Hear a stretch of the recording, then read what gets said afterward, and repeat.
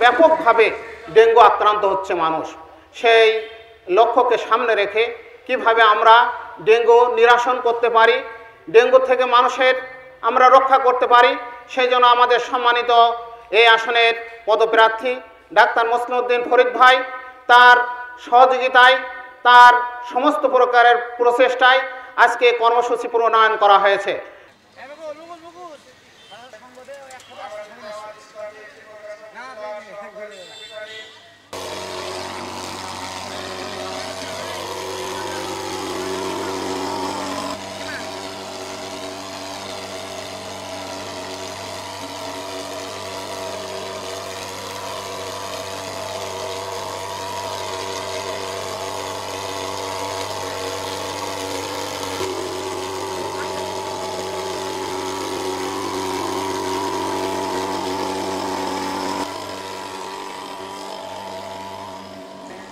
আমরা বাংলাদেশের মানুষের পাশে দাঁড়ানোর জন্য এখন যে মশার উপদ্রব হয়েছে, সারা দেশে ডেঙ্গুর যে প্রভাব, সেখান থেকে জনগণকে রক্ষার জন্য প্রতীকী হলেও বাংলাদেশ জামায়াত ইসলামী এই ডেঙ্গু প্রতিরোধে ভূমিকা পালনের লক্ষ্যে উপজেলা প্রশাসন থেকে আমাদের এই কার্যক্রম শুরু হবে।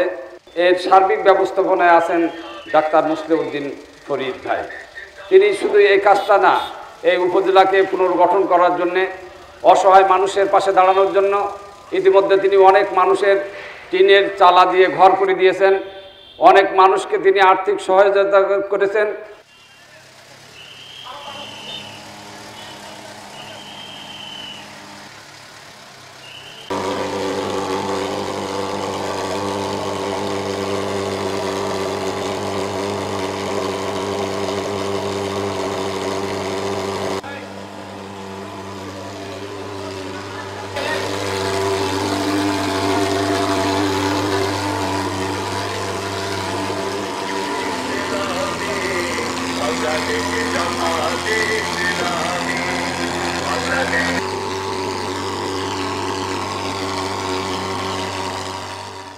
জামাত ইসলামী যদি ক্ষমতায় যেতে পারে, জামাত ইসলামী যদি এদেশের গণমানুষ যদি জামাতের পরে আস্থা রাখতে পারে, তাহলে জামাত এমন একটি কল্যাণময় রাষ্ট্র গঠন করবে যেখানে অসহায় দরিদ্র মানুষ বাড়িতে বসে তার সুবিধা পাবে, চুরি থাকবে না, ডাকাতি থাকবে না, ছিনতাই থাকবে না, চাঁদাবাজির কোনো প্রশ্নই নেই।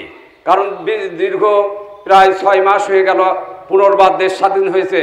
বাংলাদেশ জামাত ইসলামী এবং ইসলামী ছাত্র শিবিরের একটা আদনা কর্মী পর্যন্ত কোনো চাঁদাবাজির সাথে, সন্ত্রাসীর সাথে, নারী ধর্ষণের সাথে, কোনো অনৈতিক কাজের সাথে নেই।